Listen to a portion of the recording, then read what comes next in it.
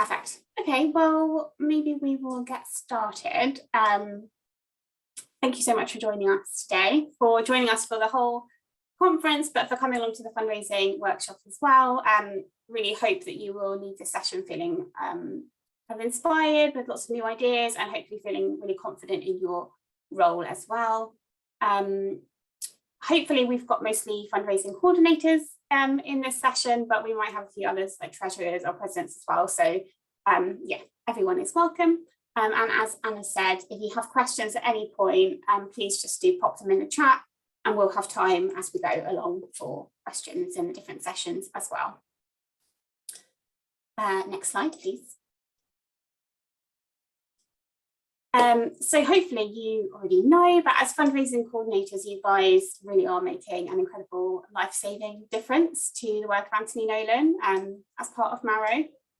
You guys raise vital funds for us, and it's been really amazing to see everything that you've all achieved this year.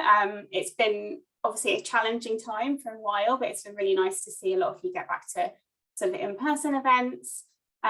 Just thought we'd do a bit of a roundup and a bit of a celebration of all the different things that we've seen so far. In September, we saw Exeter holding their innovative scrub cycle fundraiser, and Truro held their amazing cycling challenge. In October, we saw Bangor, Belfast, Bristol, Warwick and York hold pumpkin carving competitions, and Dundee had their pumpkin trail. Surrey held their Marroween Chop Shop sponsored haircut, and Plymouth had their Squid Game event. Glasgow, KCL and Plymouth also had bake sales. Birmingham had a raffle, and Cardiff collaborated with their hiking society. Next slide, please. Thank you. In November, Sheffield collaborated with their cycling club, and York had their first bucket shake in over a year. York, Warwick, Cardiff, Nottingham, Newcastle, Leeds and Glasgow all had amazing pub quizzes. Belfast and Plymouth had amazing movie nights, and Surrey had a collaboration with their gaming and anime society. Sheffield and Leicester had a Hero Week pub crawl, and Lancaster held their How Many Sweets and Jar competition. And in December, Exeter, Birmingham and Glasgow sold naked calendars. Aberdeen had another one of their amazing raffles, and Warwick sold copies of their cookbook and had a 12 days of Christmas raffle. Leeds also collaborated with their ballet society, and Oxford organised their Optimus Gifts fundraiser. Cardiff had their amazing glow stick walk, and St George's had a donut sale, while York collaborated with their gaming society again. Winchester also took on a 104-mile / hula hoop challenge, and Reading and Sheffield both had brilliant Christmas raffles as well. So that is really just like a snapshot of all the amazing stuff that you've done so far. And it's only January, so pretty amazing. Really just want to celebrate everything that you've achieved so far and say a really huge thank you for all of your hard work, creativity, and we really, really appreciate it. So I'm sure a lot of you will probably already be aware, Anthony Nolan is a charity, and that's why we rely on fundraising income to continue our life-saving work. 5 people every day start their search for a matching stranger to give them that second chance of life. And your fundraising helps us to grow the stem cell register, care for more people with blood cancer, and give families hope for a longer future together. For every £40 you guys raise, we can add another potential donor to our stem cell register. So that includes actually signing the donor up, collecting and analysing their swab sample to work out the tissue type, and then storing everything on our register so that we can search for them as a match for someone with blood cancer. Every £29 that you raise could fund an hour of support from a specialist Anthony Nolan nurse, helping patients with their recovery, quality of life and well-being post-transplant. And if your group was able to raise £305, that could pay for someone who has had a transplant or one of their family members to have access to our telephone emotional support service, where they can get expert psychological care at an especially challenging time. So I hope that gives you a bit of a glimpse into how your amazing fundraising is helping our life-saving work.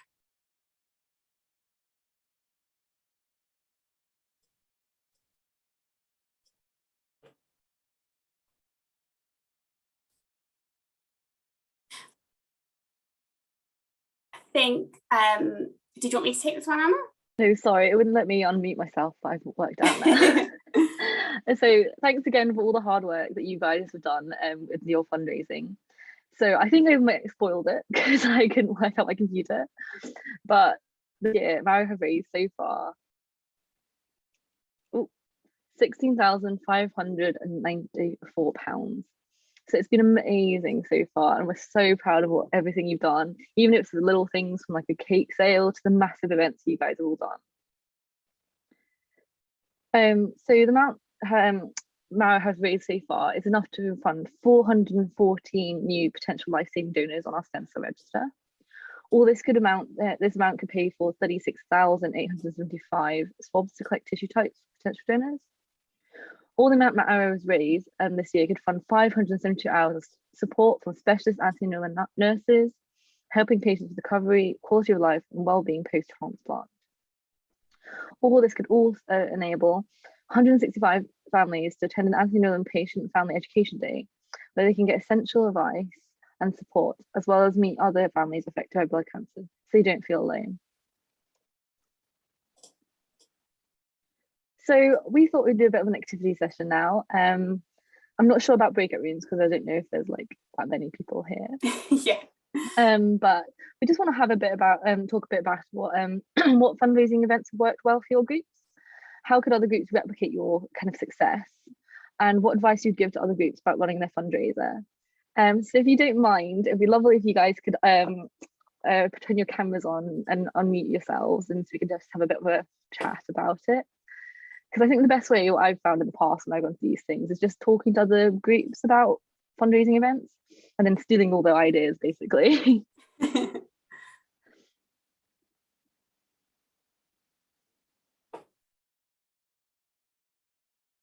Would anyone be happy to share a sort of successful fundraiser that you might have done maybe in the first term that worked well, that you could potentially, other groups might be able to copy some of your ideas?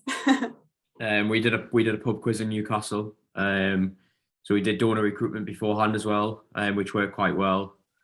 Sorry, I'm a bit windswept because I did park run this morning, but it's not small outside. But yeah, we did a pub quiz and it worked well doing the donor recruitment beforehand. So we weren't sure like if you do donor recruitment at the same time, because obviously if people have had a couple of drinks, then you can't really get their obviously you need to brief them properly. So we did the donor recruitment beforehand. Like people met as people were coming in. We recruited people then, so like we could talk through in front of everyone. And then we got 25 sign-ups as well. Wow. And then did the pub quiz. So it was quite good because it was good combining the two, So yeah, we did the pub quiz. That worked quite well.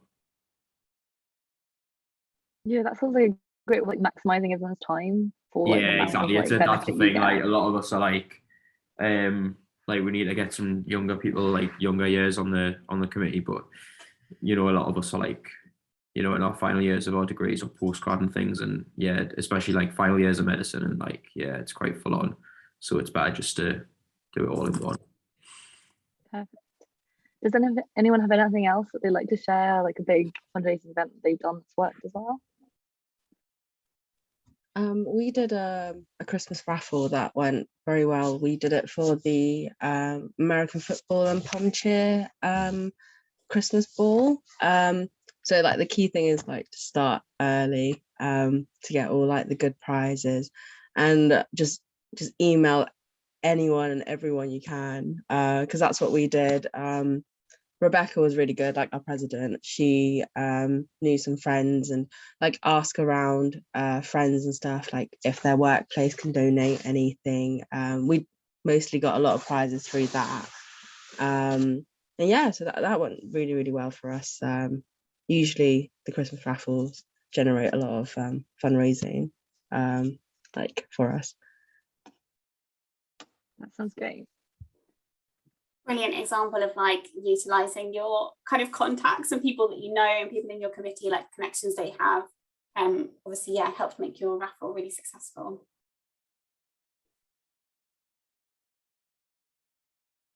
Leah Ritchie's posted in the chat, if you can see that. That wife isn't getting, so I'll read out what she said. So they got Stu's Pop Glasgow Marrow, and they made a naked calendar in 2022, and for them it was a huge success. It involved loads of the uni sports teams. They found it very fun, and they ended up selling 180 calendars. So yeah, that's very impressive. Well done, guys. The thing with making calendars is a great way of networking, because then you end up talking to all these teams and groups of people, and then you've just got them for later on if you want to do donor recruitment events as well with them. But it is a lot of work. You do have to be very on it and be very like prepared about it, because a lot of the stuff has to be done way before Christmas, when you'd actually start selling them anyway, so that they're ready for New Year. Yeah. Thanks, Leah.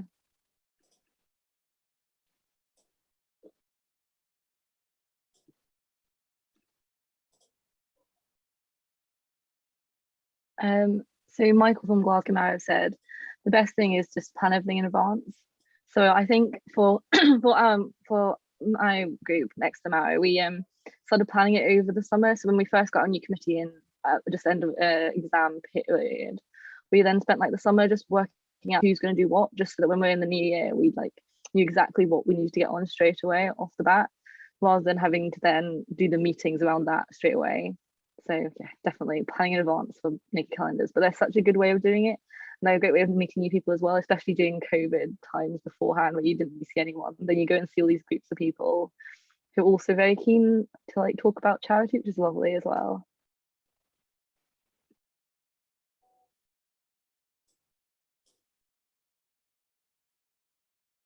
Wow. Cool. Well, if you think of yeah, any other tips or things that you'd like to share as we go along, yeah, please don't hesitate to pop something in the chat. Yeah, including any questions as well. So we thought we would just go over a very quick reminder, I suppose, of the campaigns that are coming up, just to give a bit of a review of what they are and sort of some of the things that have been working well for groups in the past. So Marrowmount is the next big campaign taking place in February for Valentine's Day. Almost exactly, it's only like 2 weeks away now. So if you haven't planned something yet, start thinking about it.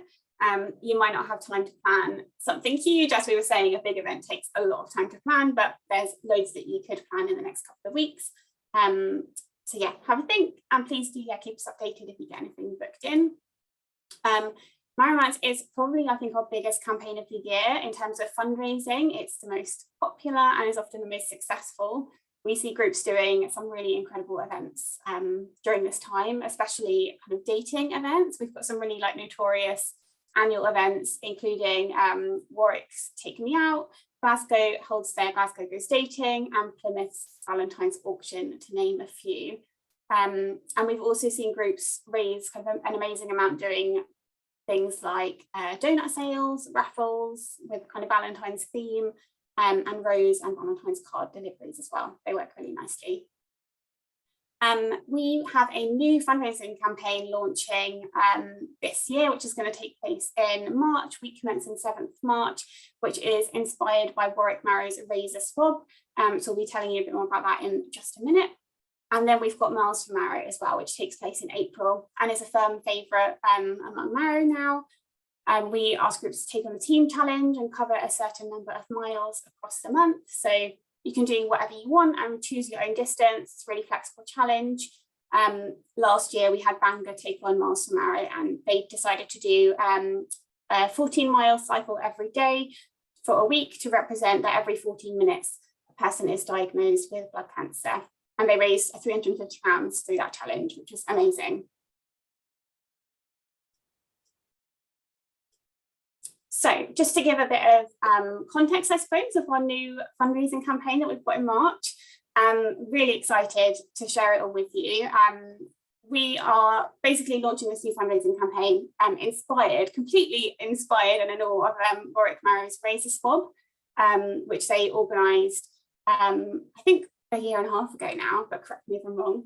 And basically they asked people to take on their own challenge and aim to raise £40 each, so to cover the cost of adding one new potential donor to the register. It's a really flexible challenge. They have like a huge range of people doing different things. So I think some people did like fitness challenges, other people did like crafty challenges, so all sorts of things. And they raised over £1,200 through that, which was incredible.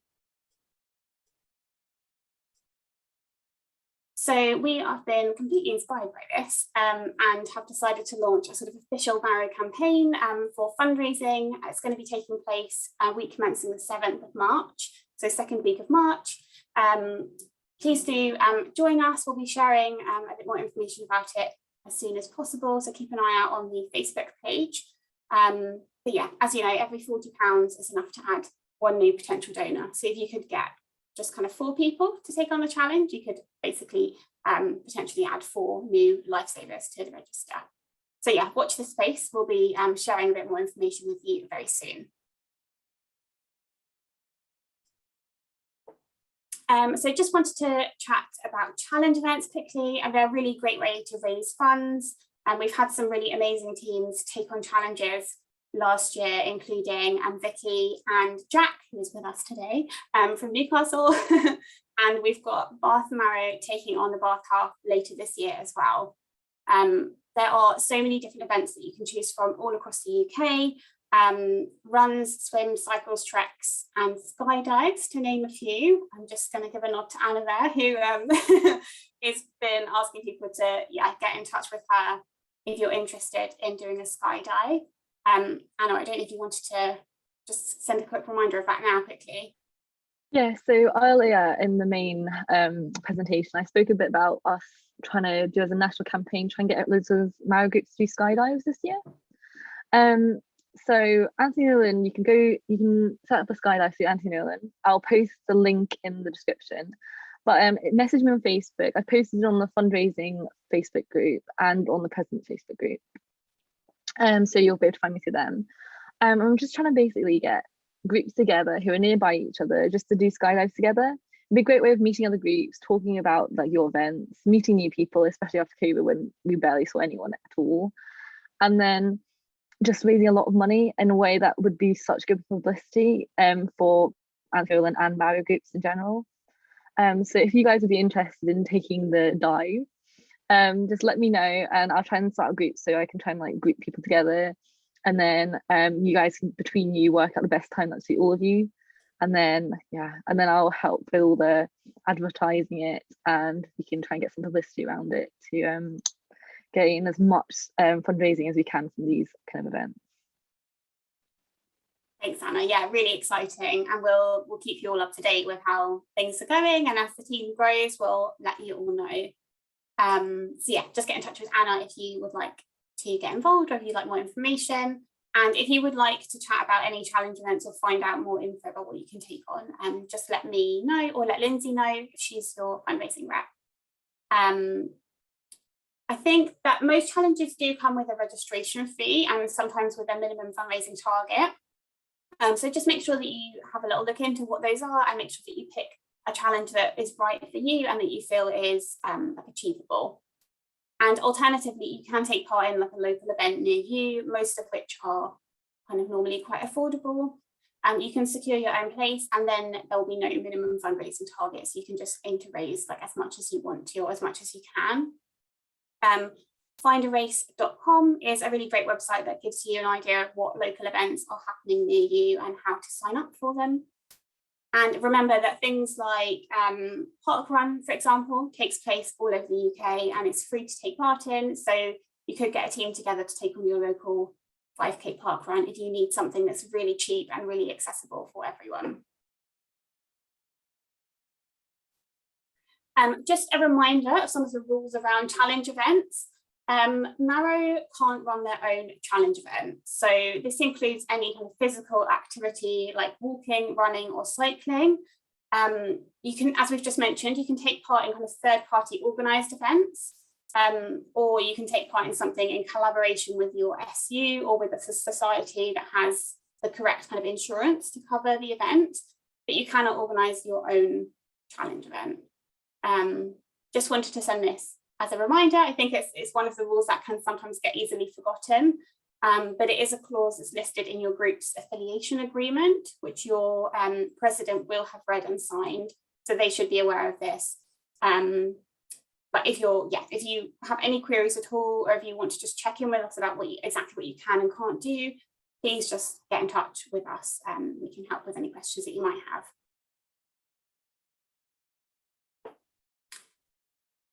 Another great way to fundraise is collaborate with other societies and kind of piggyback off some other events. Encourage your committee to approach other societies and think of connections everyone's got.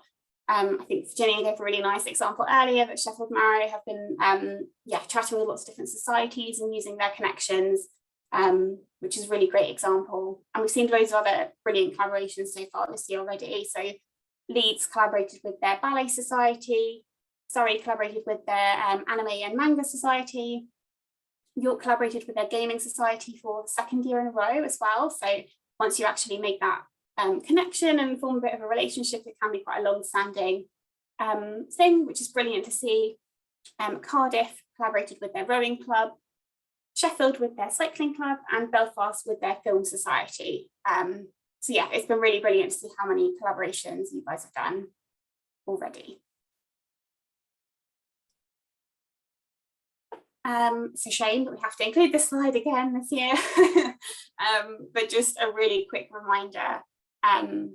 Oh, we've got a question about challenge events, so I might just answer that quickly.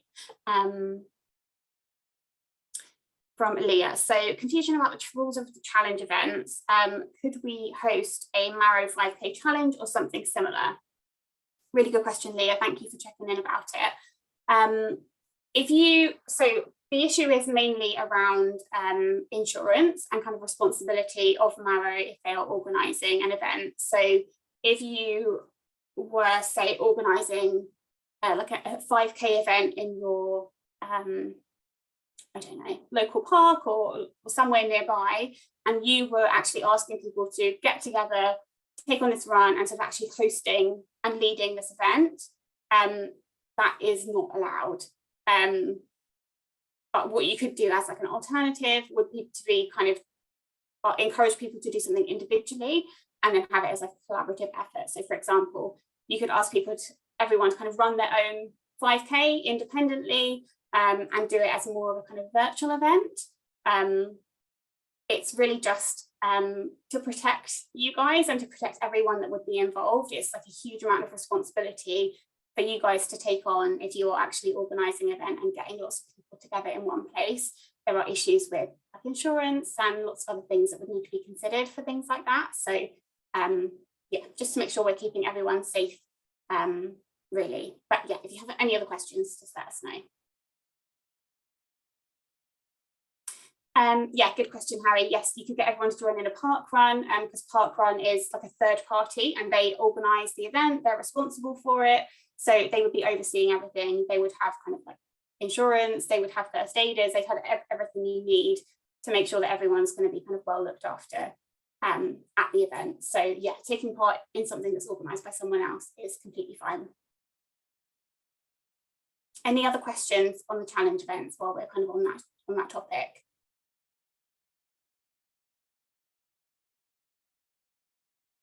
Cool. Okay, if you think of any, just pop them in the chat and we'll have time later for questions as well, hopefully. Yes, so I thought we'd just run over some of the COVID guidance just as a reminder. I'm sure you all saw the kind of new guidance that was sent around recently about because of the kind of increased number of cases, we've just introduced a bit of new guidance to ensure that all of the activities continue to be kind of in as safe an environment as possible for all the volunteers and attendees. So we're just asking you to really carefully consider safety when you are organising events. So for example, if you're recovering from a stem cell transplant or if you're particularly vulnerable to COVID, your healthcare team might advise you against kind of participating in a large group activity or event if it could put you at risk. So obviously just listen to any advice from your healthcare team. We would really recommend that you encourage volunteers to take a lateral flow test before attending like a big large scale event. And obviously, this hopefully goes without saying, but make sure that people who've tested positive for COVID do not come to an event, or if someone's been exposed to someone who's tested positive. Encourage people to be washing and sanitizing their hands as much as possible. And we would advise that volunteers wear masks where possible as well. And try and also maintain social distancing where you can too.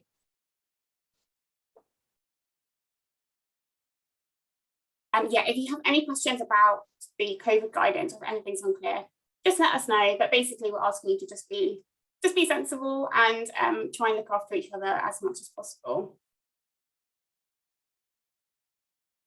Just going to go to that question from Michael in the chat quickly. Would we be allowed to fundraise with a sports society charity match as long as their teams are participating and we don't directly organise it? Michael, just to double check, I know what you mean. Are you referring to if you've got like your sports societies to take part in like, I don't know, like a football match or something at university, like a competition? Sorry, I'll just unmute.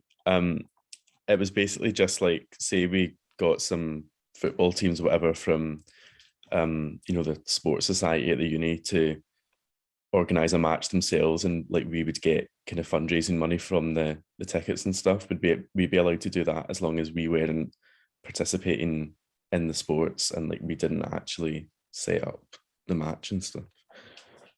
Yeah, absolutely, that would be fine.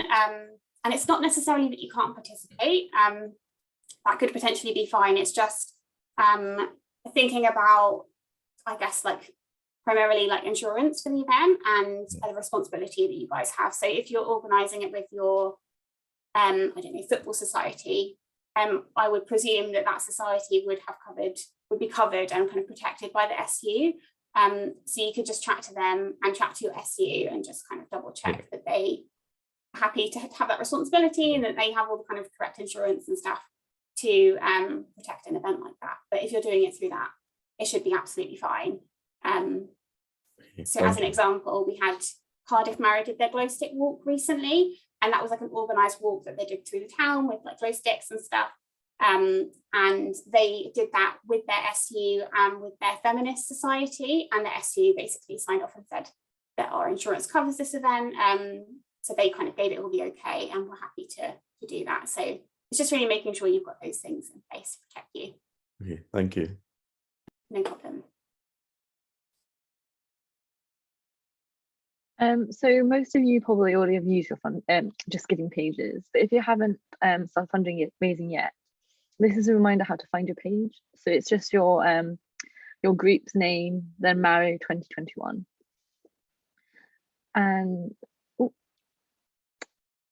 and so for fundraising, sometimes the best way for people to do it, if they want to donate money while you're at an event, because lots of people nowadays don't really carry cash, a good way is using QR codes. And it means that it's contactless as well, so COVID friendly, and it's just a bit more convenient for some people because they would rather use their phones. So the way to find this is on your Just Giving pages, click on the profile button in the top right and go to your fundraising, and then click on the page you want people to donate to. So for each event that you do, you should have your own specific page that goes into main, just so you can keep track of which event is raising which amount of money. And then you go onto settings, and if you scroll down, you find QR code for your Just Giving page, and then just use this whenever you like, and you can just, it'll look like the one on the bottom right. And then just print it out, bring it along to donor recruitment events or fundraising events, and then if somebody can't be on the donor recruitment, for instance, they can just donate instead. It's a good way of just getting a little bit of cash flow going at every event you really have as well. So another activity session. So I don't know whether people want to talk about like lessons you've learned from like term one, or like maybe challenges or things that went wrong, and how you guys fixed these problems that came up. Just for people who might be going in wanting to start doing fundraising events, and like what problems that commonly come up for you guys, and how you always rectify these. If anyone wants to talk about anything or type in the chat about it.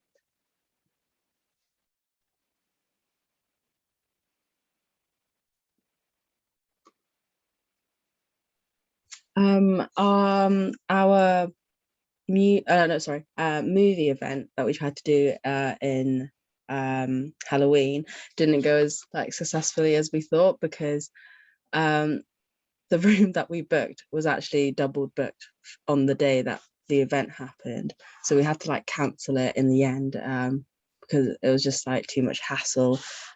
We tried to do it through, I think, our medical building, so because they had like bigger lecture rooms, but they didn't really organize it as well, and we couldn't book a room another day because they were all just booked up. So maybe just like check, or maybe book a different room, like just in case anything like that happens, or have like a backup event maybe, because we didn't have a backup event to do during Halloween. So yeah.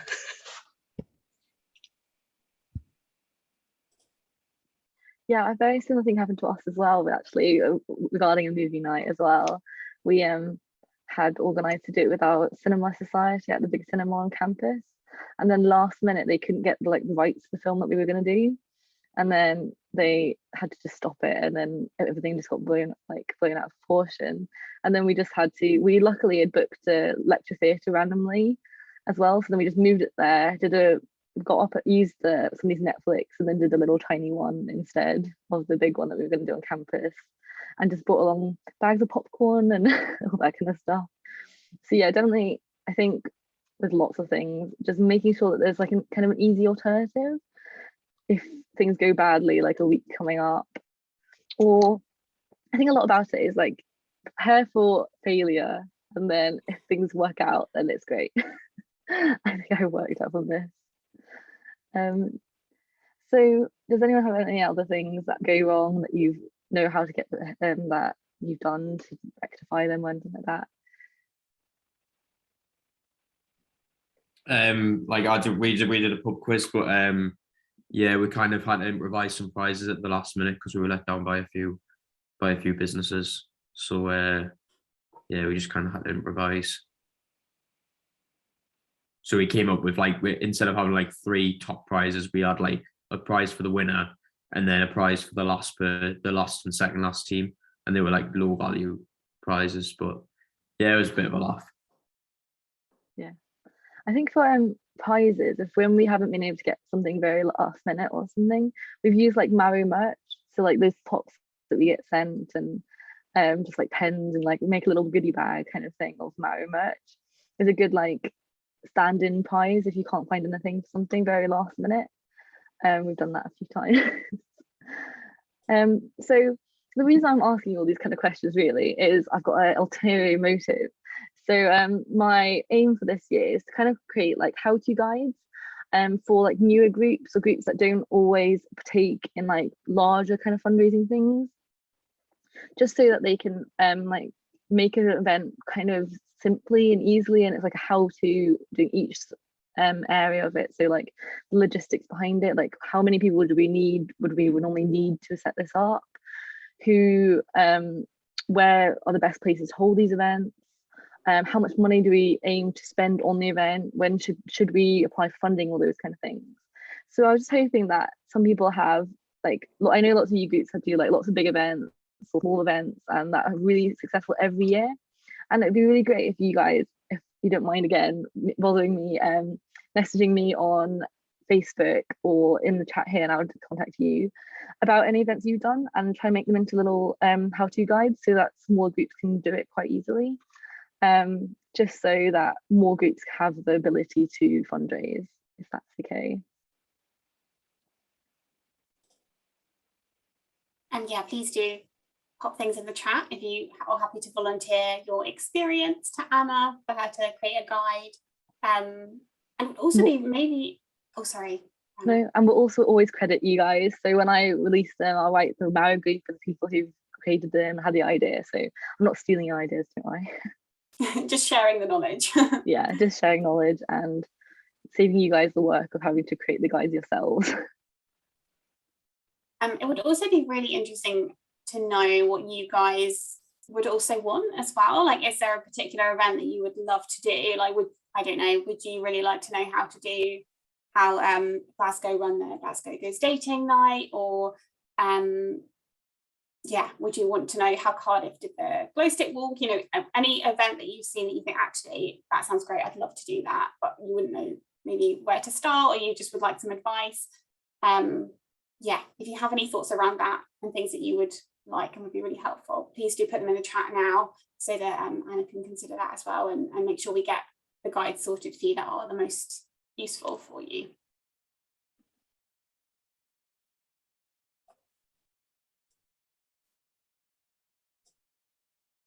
Cool. So just a reminder of our fundraising grants.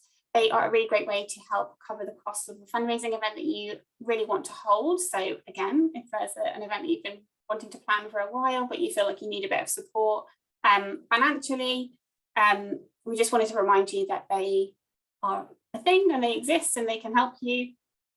Your group has to submit the grant application at least 6 weeks before you need it. So again, another point about needing to plan ahead.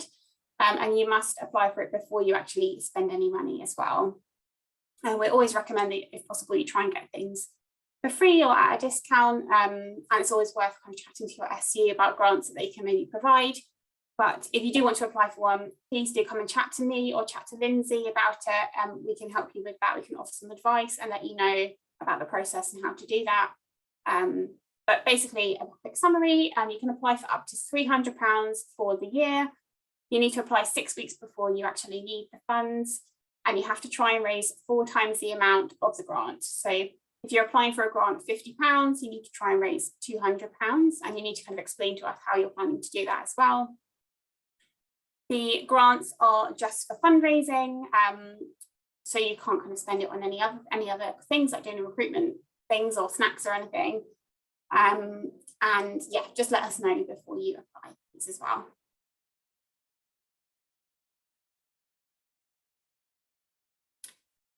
This is your biannual reminder about your income expenditure form. If you haven't seen this or heard of it before, this is the income and expenditure form, which is basically just your record of everything that you're raising and spending throughout the year. It's really important for our finance team, just so we have record of all of what our Mara groups are doing. It's really easy to fill out, and we would recommend that you just fill it out as you go throughout the year. So just add in a line for each event that you do, save it on your desktop, and just add to it as you go, so you don't have a big panic at the end of the year.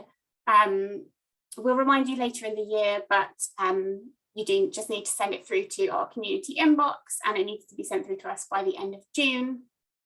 It's really important that we get it, as I say, for our finance records. And if we don't have it, then we won't be able to provide your group with a grant the following year. So just a reminder that it is important. If you have any questions or you aren't sure where to find it, just let us know.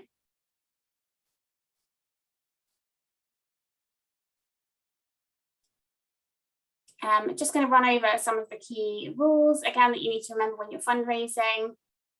In case you're not already aware, Mara is a part of Anthony Nolan and not a separate charity. So when your group fundraises for Mara, you fundraise under Anthony Nolan's name. So that means legally all the money that you raise for Anthony Nolan must be sent to us.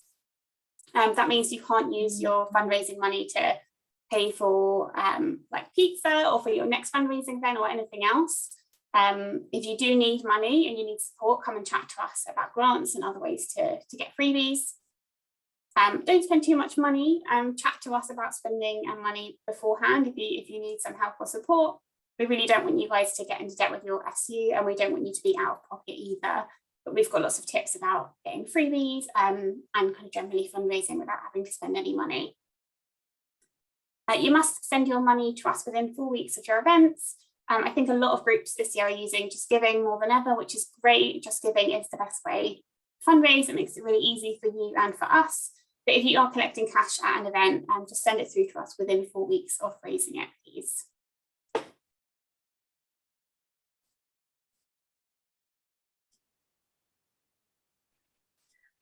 So just to recap, if you guys haven't already, there is a Facebook group for all you fundraising coordinators out there. I will post in the chat if my computer will let me send it. So there.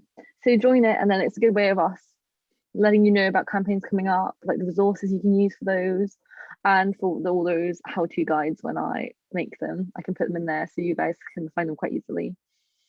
It's also just a good place to message and ask questions if you need something like about all the challenges or any of the events that you might want to run, just to check with us, because most of us will be on Facebook more often than checking out emails sometimes. So it'd be a good way to get us in contact with us very last minute if you're suddenly have a problem that you need sorting that we can help with. Ooh, okay, so here are some top tips like for when you're creating a fundraiser. So the best kind of thing is to just set a target, set what you're kind of aiming for, how much money you think might come from this, so that you can plan how much energy and resources go into it. And definitely a big bit is just planning. Make sure you're prepared well in advance of when you're doing a big fundraiser. Like we said earlier, especially for calendars and things that have deadlines that you have to meet, a good thing to do is just be very prepared and make a big timeline of when things need to be done, so that you can keep on top of your committee, especially because we all know obviously that our committee can sometimes just ghost us a few times. So it's good to make sure that there are set deadlines that everyone knows that they can work to, and factoring in people's workloads, because I know people have will have exams maybe in December rather than the January. So just making things easy for people to be able to put input at the right times of the year. A good thing to do, like we spoke about earlier, is to combine fundraising and recruitment events. So again, if you do have limited time and all your committee are quite busy, combining them so that you have everyone there for that one event, and then you can kind of maximize time. Again, telling people the goal of what you're doing, so that it costs £40 to add someone to register. And £40 is quite a doable kind of fundraising target for lots of people to do. If they just stayed away from going clubbing for 2 weeks and didn't go out for dinner or didn't order that delivery, they could get up to the £40. Again, collaborating with other societies, collaboration is so good because it also reduces the workload for you and your committee. It means that they have already this membership group that you're targeting and that will be interested in, because they can help with the advertising of it to them, and because they know their committee well and their society well. It's a good way of getting in there, out into the door. Again, keep on top of the income and expenditure form. It is something that is really easy to forget about. So definitely keep doing it after every event, just updating it as you go. So then at the end of the year, you don't have to suddenly go through all your finances and all the events you've done and taking up more time than it would if you just did it straight after when you're counting up the money anyway.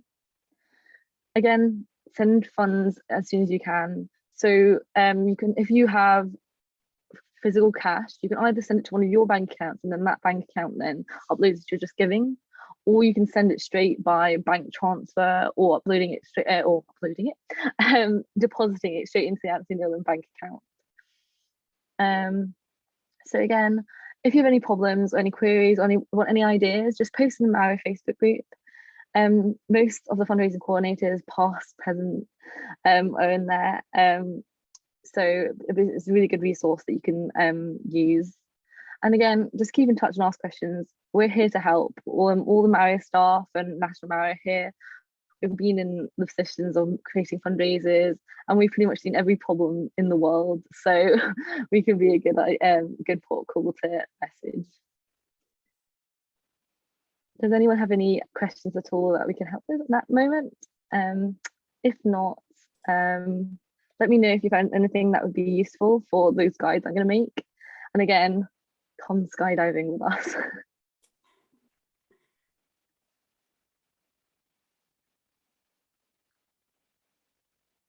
Does anyone have any questions before we break for lunch?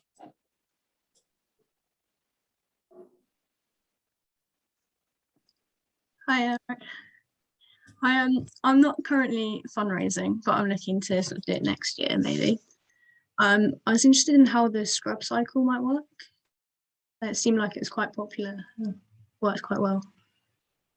Yeah, so that was my my Mara group. So we started organising this a whole year before. So the best thing to do is start organising now if you want to do it. So the way we worked, at our medical school anyway, we all have these scrubs. Really, I can show you.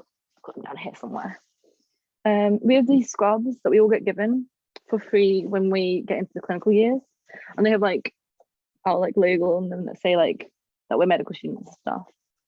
And that when you graduate, obviously you don't really need that something that says medical student on it or that has our uni logo on it. So we were always like, well, they're just going to throw them away. Why don't we just try and get all the 5th years and 6th years to just send all them back? And it saves them having to deal with them. So at the end of the previous academic year, we just did this big campaign messaging all the medical societies, going to all their end of year lectures, and just saying, would you like to donate your scrubs? You can take them off your hands, and then all the money when we sell them goes to charity. So it's a nice little bit of like good deed you can do before you leave medical school, at least kind of phrased it as. And then we actually had so much help from the medical school because they also, we only get given 2 pairs and you have to wash them every day. So you end up just doing washing literally every other day. So the best, the medical school always got asked to get more scrubs basically, but they don't have them for some reason. So you either have to buy your own from like expensive companies like Figs or something. So it actually helped them, meant that we were doing basically all the work for them. So just kind of put it to the medical school like, oh, we can help kind of situation as long as they do like the advertising is what we had an agreement with.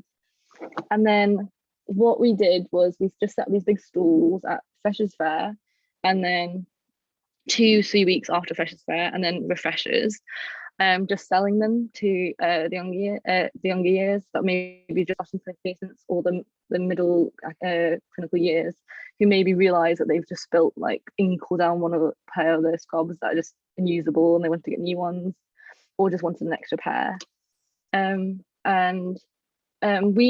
The way we worked out how much people were willing to pay is we sent out a survey when we were collecting, when we were first collecting all the scrubs in. We were saying, we have scrubs, we're going to have some scrubs, how much are people willing to pay? Because obviously for our medical school they were free, so we were just wanting to see if anyone would actually even pay for them when we first get us the 2 pairs for free. And it actually worked really well because we were saying, oh, we'll just sell for like £2 each, £2 for top, £2 for bottom. But it ended up people were willing to spend ridiculous amounts, like £10, £20 for just one part of the scrubs. So then we ended up putting like the average and working at the average, and we sold them for £10 for top and £10 for bottom. And yeah, it worked really well. We have like no stock left. So yeah, and now we've got that collaboration set up with the medical school that's going to happen every year and always be advertised. So it's something that's like guaranteed to work every year, which is quite nice. So yeah, it's actually not that hard to organize. It's just making sure that your medical school's on board and like medical students also are very aware that's happening. It was just like the main key areas of that, really. Well, thank you. If you want to know more about it, just send me a message on Facebook. Happy to like. I think we have like a big document where we were like tracking what we were doing, so I could send you that if you like. Cool. Yeah, probably might. Yeah.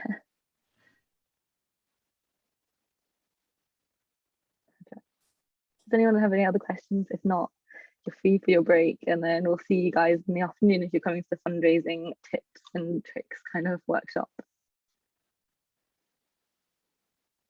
Yeah, thank you so much for coming, guys. Really nice to see you all, and hopefully see you this afternoon. Thank you.